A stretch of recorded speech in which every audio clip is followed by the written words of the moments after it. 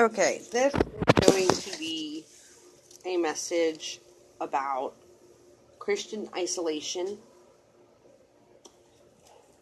and forsaking the gathering together, or forsaking the assembling of ourselves, which is just getting to be too common in social media Christianity. There's a lot of reasons, and here are the reasons that I know. Okay, let me just get to the point and not babble.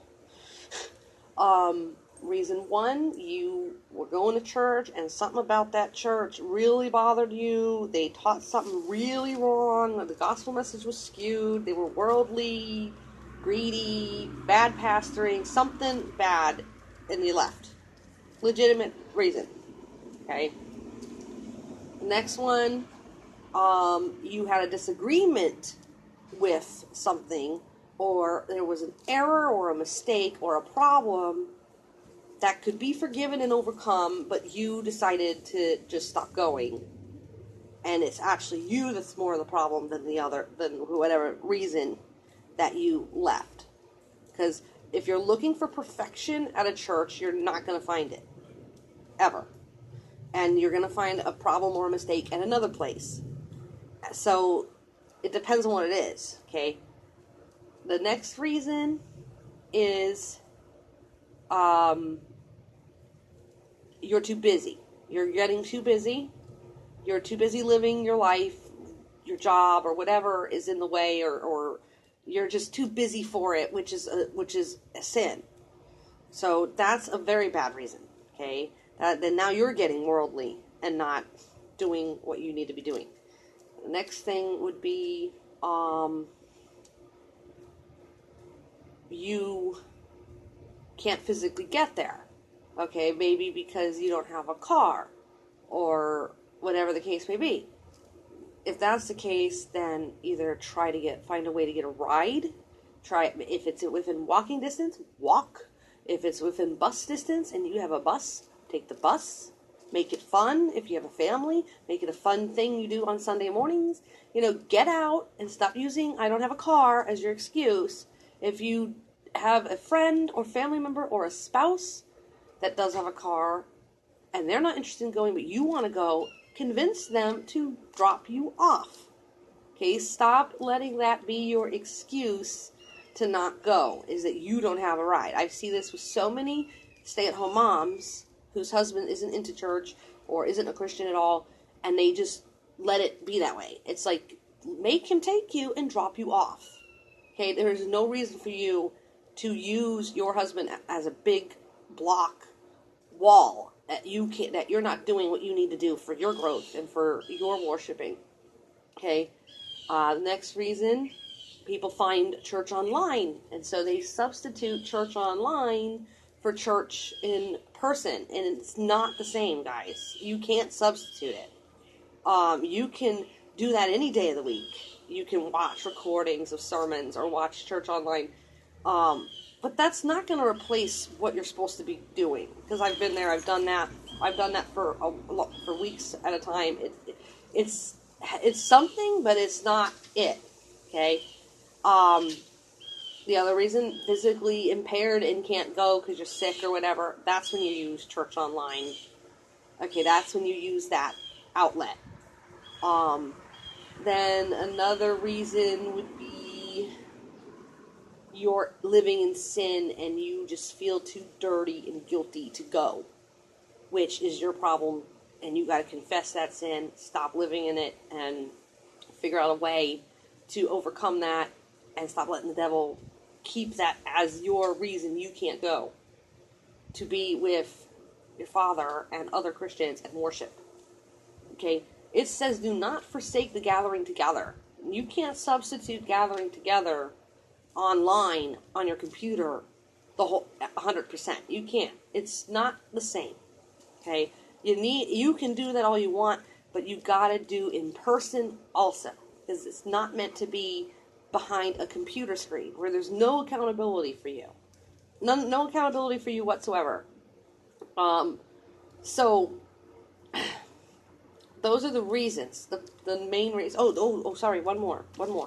The other reason. You have been convinced or yet maybe brainwashed into believing that there is no good churches anymore and they're all apostate and it's better to stay out of them. And that's not coming from God. That is coming from other Christians who have lost faith in church in general and are trying to keep you down where they are. Okay? That's very common. And then there was one more that I just thought of. Hold on. What was the other one? Oh, your own pride. You're too good to go. You're too good to go. You don't need it. That's very common. That kind of goes with what I just said with the Christians that convince you don't need it. Don't go. It's not good anymore. And then the last excuse is you can't find one. You can't find a good church. That's a bunch of hogwash. I'll tell you that because God will not make it like that. We are living, if you're living in the United States at least, there is still one church close enough to you. Okay, God would have a remnant in every town. One more place left for you to get to.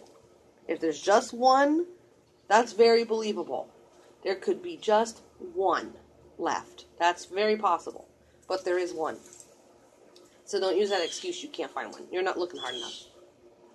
Okay, so those are the excuses, reasons to say, I'm done with church, I don't go to church anymore. Okay, they're all bad. At the end of the day, they're all bad. There's a way out of all of them. So,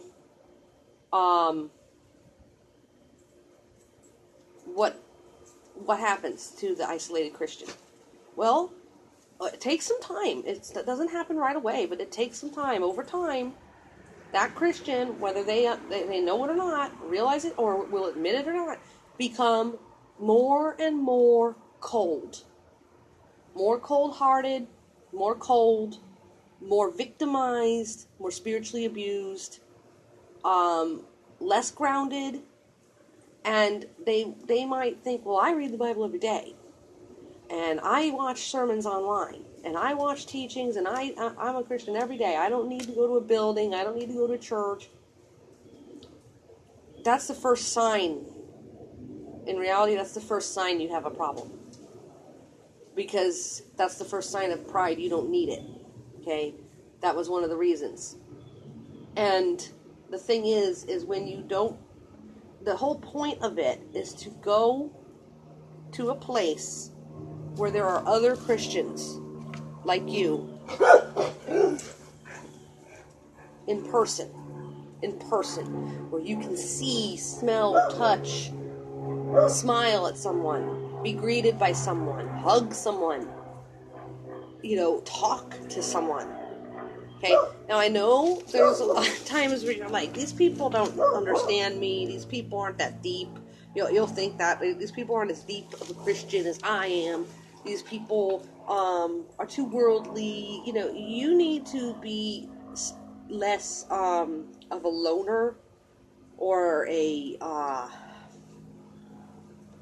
You need to stop convincing yourself that you don't need anyone else ever, and no one's good enough for you, because now you're starting to develop a Pharisee complex on your own. And see, sometimes it's totally legit. Like, the people are like shallow, and you're like, geez, well, be the better one.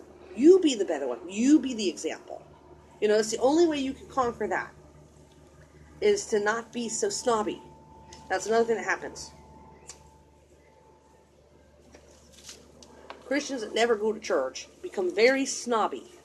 They become very snooty and snobby in their behavior. They might be the sweetest, nicest, greatest people, and think they're a good person, or they think that they're not like that. But in reality, the whole behavior of refusing to go is snobby, for whatever reason you've given yourself to believe. The next problem, it creates a laziness, a slothfulness. You end up, you're doing nothing. You think you're doing so much staying home and staying online and reading and you're studying, you're doing all kinds of great edifying things for yourself. Oh,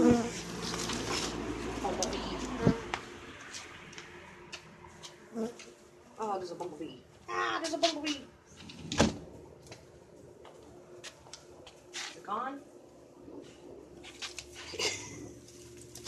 I'm out on my porch and patio thing, and there was a bumblebee. Okay, so you're not involved anywhere. You're not involved in the physical body of believers. You're just kind of out there floating around, doing your own thing for yourself, and you're not growing in the other department. You might be growing individually, but you're not growing in another way. You know what I'm saying? You need to have a balance, okay? So when you forsake the gathering together, you're closing yourself off. You're isolating yourself. And I've known a lot of Christians that do this, and they start getting paranoid of things. They start getting worried about things, anxious, fearful. Their faith gets all, kind of like low. They start hearing. They think they're hearing God, and they're not really, because when you're never around other Christians physically, like for real, because back in the day there was no internet, guys. There wasn't no, even when there was phone, you had to be around people. Okay, and if you're in a home and there ain't no believers around you, or you're in an unequally yoked marriage and your spouse ain't a believer and it's just you're really weakening yourself. You're not in prison. You're not in a country where you can't go outside. You need to take advantage of and not take for granted what you do have, what we still have. Okay, you're not going anywhere and singing and hearing the music and praying together with the other Christians and listening to the pastor in person and meeting people. Your children, if you have children, they're not getting to know other Christian children. They're not learning anything from, Sunday school teachers. And I understand that, I know a lot of women like this, a lot of them. They do all the teaching, they teach children, they pray, teach your children how to pray. They do everything. They're amazing, godly women. But the one thing they're doing is they're forsaking the gathering together.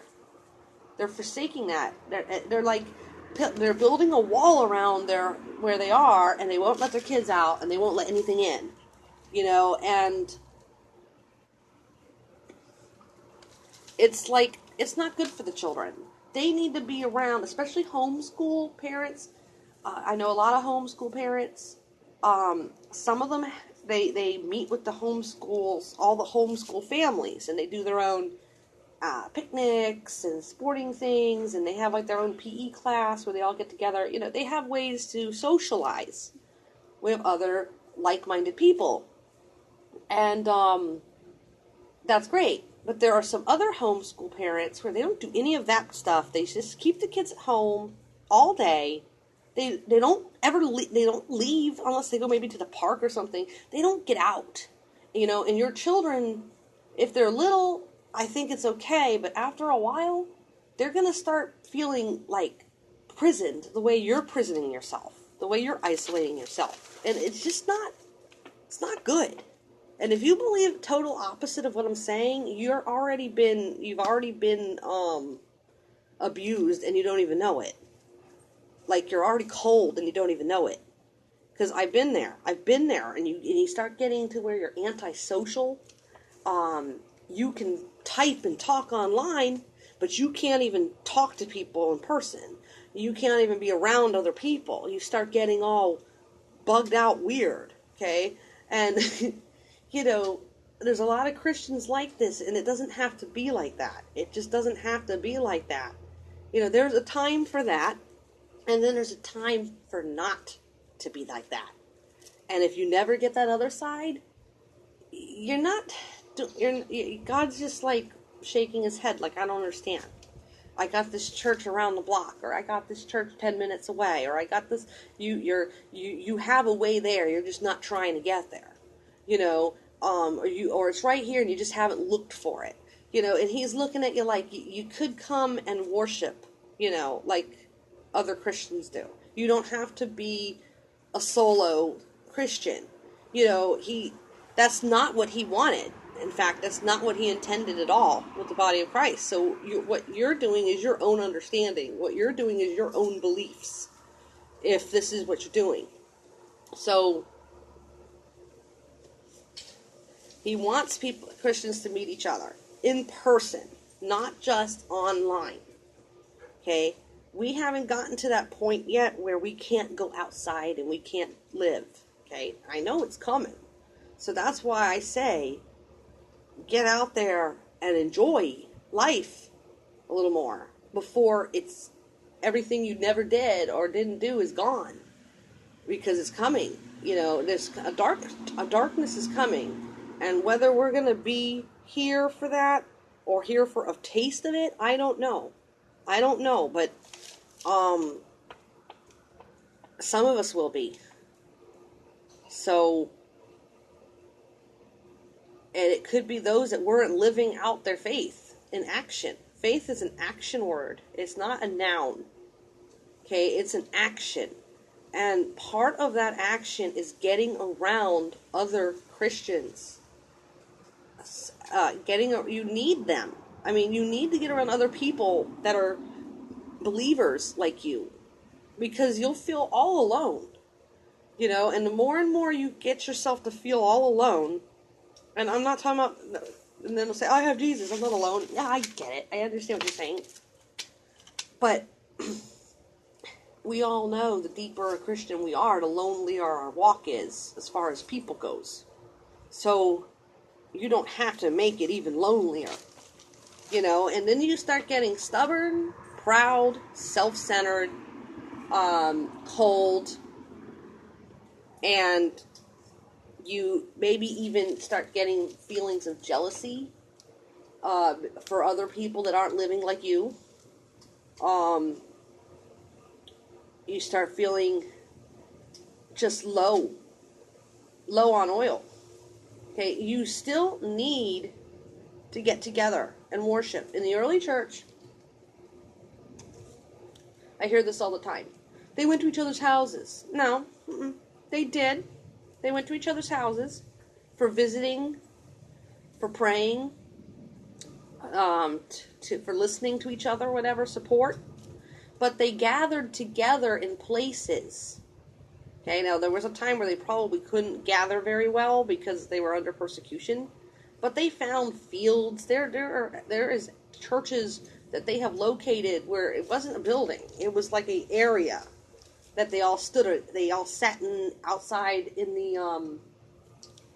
under the sky and preached. There would be a leader or teacher that would preach. They would listen. They would pray together. They would sing together. They would have their worship time. Same thing we do today. We just are a little bit more spoiled. Okay, with luxuries now. But same thing. They didn't forsake that.